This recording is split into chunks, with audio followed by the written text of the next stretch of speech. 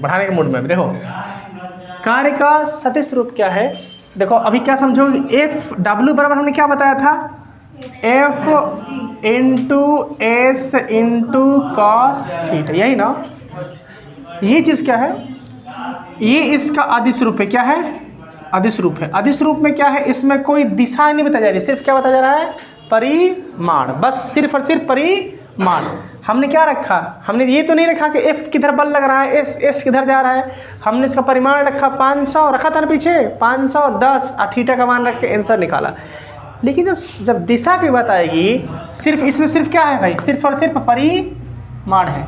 लेकिन जब बात करेगा दिशा प्लस परिमाण का, तब कैसे इसको हम रिप्रेजेंट करेंगे, तब रिप्रेजेंट करेंगे पहले तो कॉस हट जाएगा, पहले तो कॉस हट जाएगा, और W बराबर F vector into S vector. देखिए ध्यान से समझिए, हमने वेक्टर में आपको पढ़ाया था, सुनो ध्यान से, वेक्टर में पढ़ाया था, मतलब सदिश राशियों में पढ़ाया था कि सदिश में, सदिश के गुणनफल में पढ़ाया था। मैं थोड़ा सा पीछे जाके बता रहा हूँ, जो पढ़े हैं ठीक है, जो नहीं पढ़े हैं ध्यान से समझें। जब दो सदिश राशियों को आपस में गुणा करेंगे, तो उसका मान सदिश भी आ सकता है, उसका मान अदिश भी आ सकता है। अगर सदिश आएगा तो सदिश गुणनफल कहलाएगा, और अदिश आएगा तो अदिश गुणनफल आएगा। एग्जाम्पल पर समझिए, मान लीजिए एक वेक्टर ए है, एक वेक्टर बी है। अगर इसका मान हमारा आ गया सदिश आएगा, तो इसको क्या बोलेंगे, सदिश गुणनफल। पहचान के इसी भाई, अभी रुक जाओ। फिर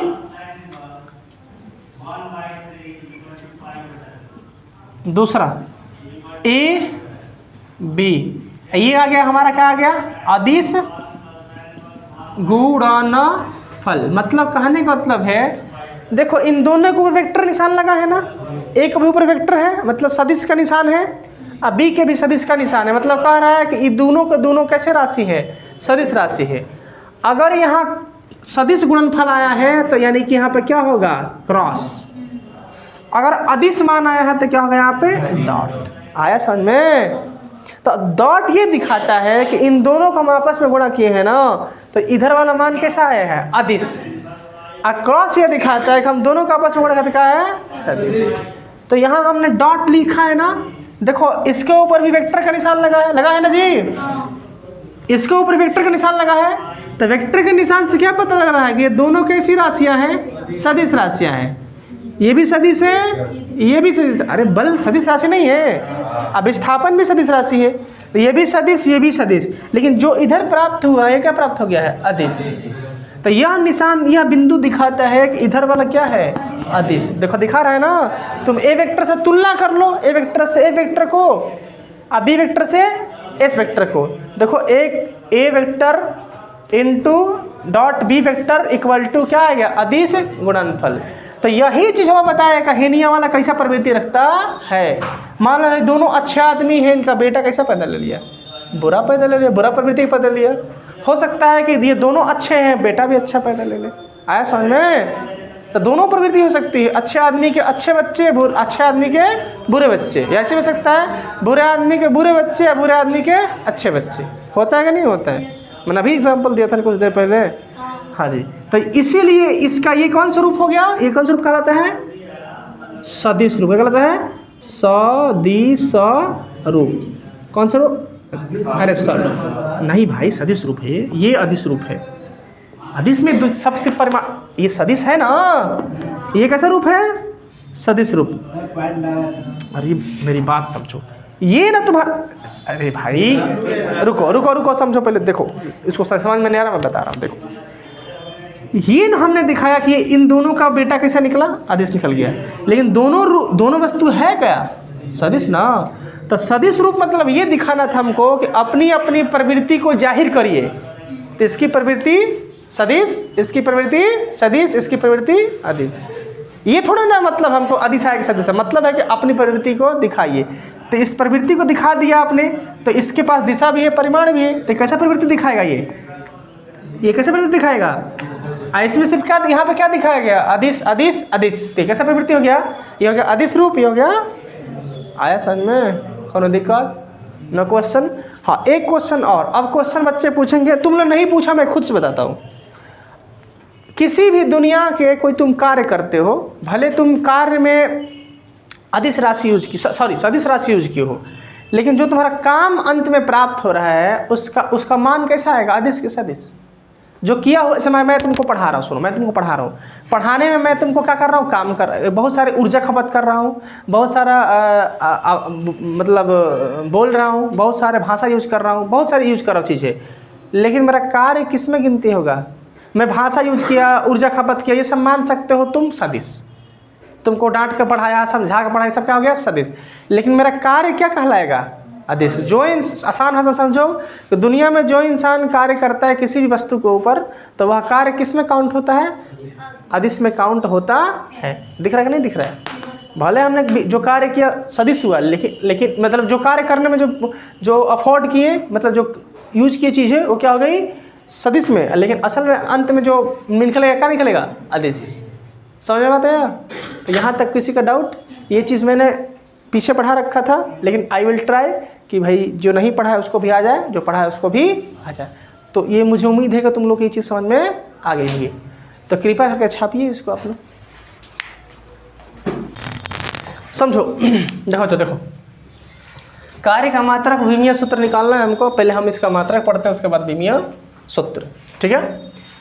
विमीय सूत्र मैंने बाप दादा चाचा परदादा सब पता लगेगा। विमीय सूत्र माने कि वह चीज़ जिसके अंदर मूल राशि में कौन कौन से पद छिपे हुए हैं, पता लगेगा। देखो ये बताइए, W का सूत्र क्या होता है, F into S into cos theta.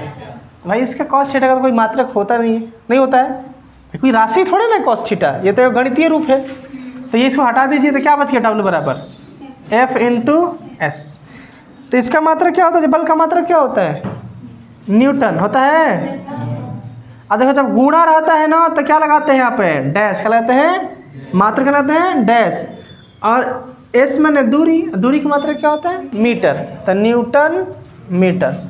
तो आप बोल सकते हैं इसका एसआई पद्धति में, किस पद्धति में, एसआई पद्धति में। एसआई पद्धति पता है ना, अभी मत पूछ कह रहा कि एसआई पद्धति कौन से चिड़िया का नाम है, तब भाई बहुत ज़बरदस्त पिटापट होगा तुम लोगों का। पहले का दूसरा का चैप्टर में होता है एसआई पद्धति, मैंने पढ़ा है एसआई पद्धति, एमकेएस पद्धति, सीजीएस पद्धति पढ़ा है कि नहीं पढ़ा है, एपीएस पद्धति। तो एसआई पद्धति वह पद्धति, सुन लो, वह पद्धति जिसको सर्वमान्य है। अब आलू किले जाओगे तो जाकर कहोगे अपन बाजार में 5 किलो आलू दो तो समझ जाएगा, जाकर कहोगे 1 पसेरी आलू तो बहुत समझ जाएगा। लेकिन जाकर वह अमेरिका में 1 पसेरी आलू दो तो 4 चप्पल, 1 पसेरी मैंने कुछ नहीं, उनको नहीं पता है। समझ रहा बात। हिंदुस्तान में चले जाओगे दूसरे क्षेत्र में 200-400 किलोमीटर ट्रेनों में चले जाओगे, बोलो 1 पसेरी तो नहीं समझेगा। तो जो चीज़, कुछ चीज़ें ऐसी है जो क्षेत्र की चीज़ें हैं, तो इसलिए भाई दिक्कत हो रहा था। अभी आप मान लीजिए अब गए चाइना गए, और चाइनीज है चूचा चीचा चूची चीचा करेंगे सब, आपको बुझेबे नहीं करेगा। तो जाकर कहो, वहाँ पर जाकर कहोगे 1 पसेरी आलू दो, तो आपका चेहरा देखेंगे सब। वही कहोगे 5 किलो पोटैटो, 5 केजी तो समझ जाएगा ना। तो 5 केजी कहोगे तो इंडिया में भी समझेगा, कहीं भी समझ लेगा, इंडिया, पाकिस्तान, जर्मनी, जापान, अंग्रेज, चाइनीज, मंगोल, कोई भी समझ लेगा। वही तुम पसेरी वसेरी जाकर कहोगे तो कोई नहीं समझेगा। तो एफपीएस सुन लो, एफपीएस पद्धति, सीजीएस पद्धति और एमकेएस पद्धति। एमकेएस एसआई का बड़ा रूप है, नहीं सॉरी, एसआई एमकेएस का बड़ा रूप है। तो सीजीएस पद्धति और एफपीएस पद्धति हर जगह मान्य नहीं है, हर जगह उसको लोग समझेंगे नहीं, लेकिन एसआई पद्धति हर जगह लोग जानते हैं कि हाँ तुम्हारा नाम मोदी जी है, बस ठीक है। देखो तो 1 न्यूटन बराबर क्या हो जाएगा, अभी मैंने बताया ना कि 1 न्यूटन बराबर क्या हो जाएगा, 1 जूल। तो कौन आसान है, न्यूटन वाला कि जूल वाला, जूल वाला ना।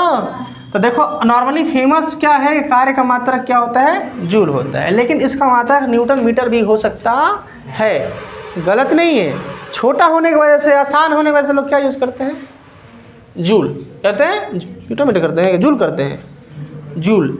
लेकिन अगर सीजीएस पद्धति में पूछिए दे कि भाई 1 जूल, ऐसे मान लीजिए आपसे नॉर्मल कोई पूछता है कि एक यहाँ से जिला की दूरी कितनी है, तो तुम क्या बोलते हो, 36 किलोमीटर। अब तुमसे पूछे कि उसको आप 36 किलोमीटर में आपके मीटर में बताइए, तो कितना बताइएगा, 36,000 मीटर। और उसको सेंटीमीटर में कहा देगा तो और बड़ा हो जाएगा ना। उसी प्रकार से न्यूटन मीटर या जूल कैसा मात्रक है, बड़ा मात्रक है। अब बोल देगा छोटा मात्रक बताइए, ये मात्रक है साई है। आपको बोल दिया कि सीजीएस में बताइए भाई कि कार्य का सीजीएस पद्धति में मात्रक क्या होता है। तो कार्य का सीजीएस पद्धति में मात्रक होता है बच्चों अर्घ। क्या होता है? अर्घ। क्या होता है? अर्घ। यहाँ पे क्या होता था? जूल ना। कार्य का SI पद्धति में जूल या न्यूटन मीटर, और सीजीएस में क्या होता है? अर्घ। अब इसीलिए जान लो कि एक जूल बड़ा मात्रक है, जैसा किलोमीटर क्या है? बड़ा मात्रक है, बड़े दूरी को नापने का। मीटर क्या है? छोटा मात्रक। सेंटीमीटर और छोटा, मिलीमीटर और छोटा। उसी प्रकार से जूल बड़ा मात्रक और अर्घ क्या है? छोटा मात्रक। तो एक जूल बराबर कितना? 10 के पावर 5। आया समझ में? ये भी छाप लीजिए, ये इतना छापिए। आप लिख चुके हैं, ठीक है। सीजीएस पद्धति वाला छापो खड़ाक से ना। तो हम बता रहे हैं कौन सा विमीय सूत्र।